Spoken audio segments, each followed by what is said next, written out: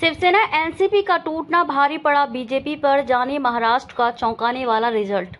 BJP की तोड़फोड़ वाली राजनीति महाराष्ट्र के लोगों को पसंद नहीं आई। उनकी हरकत से उद्धव ठाकरे और शरद पवार के प्रति सहानुभूति की जो लहर उठी वह एनडीए को बहा ले गई।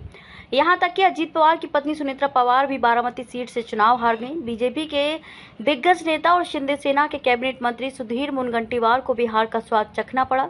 अशोक चव्हाण के गढ़ नांदेड़ में उनका उम्मीदवार भी हार गया। मोदी सरकार के कई मंत्री अपनी सीट नहीं निकाल पाए। राजनीतिक उठापटक का गुस्सा साल 2019 में बीजेपी और शिवसेना ने लोकसभा चुनाव मिलकर लड़ा था। तब राज्य के 48 सीटों में से उनके खाते में 41 सीटें गई थी। कांग्रेस एनसीपी गठबंधन को 5 सीटें ही मिली थी।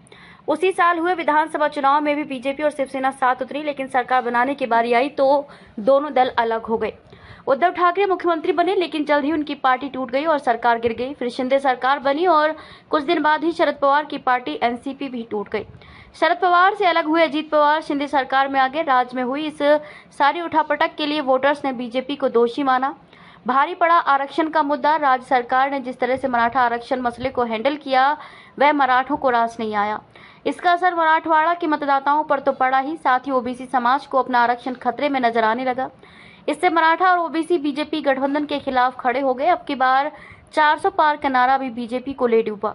विपक्ष दलित मतदाताओं को ये समझाने में पूरी तरह सफल रहा कि बीजेपी 400 सीटें जीतकर संविधान को बदल देना चाहती है। दलित समाज के पार्टी से दूर जाने का सबसे ज्यादा असर पड़ा विदर्भ पर। कांग्रेस ने वहां सेंधमारी कर दी, आरोप लगाया, फिर उम्मीदवार बनाए। बीजेपी ने जिन लोगों पर भ्रष्टाचार के आरोप लगाए, बाद में वही पार्टी के लिए वोट मांगते नजर आए।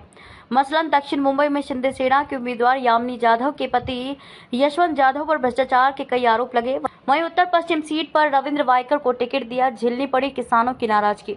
लोकसभा चुनाव से पहले केंद्र सरकार ने प्याज के निर्यात पर पाबंदी लगा दी। किसानों को ये रास नहीं आया। इसके अलावा किसानों से जुड़े कई और भी मुद्दे रहे। एक तरफ सूखे की मार और दूसरी ओर बेमौसम बारिश से फसलों को नुकसान। दोनों स्थिति में शिंदे सरकार किसानों को मदद नहीं कर पाई। फसलों का उचित मूल्य नहीं मिल सका।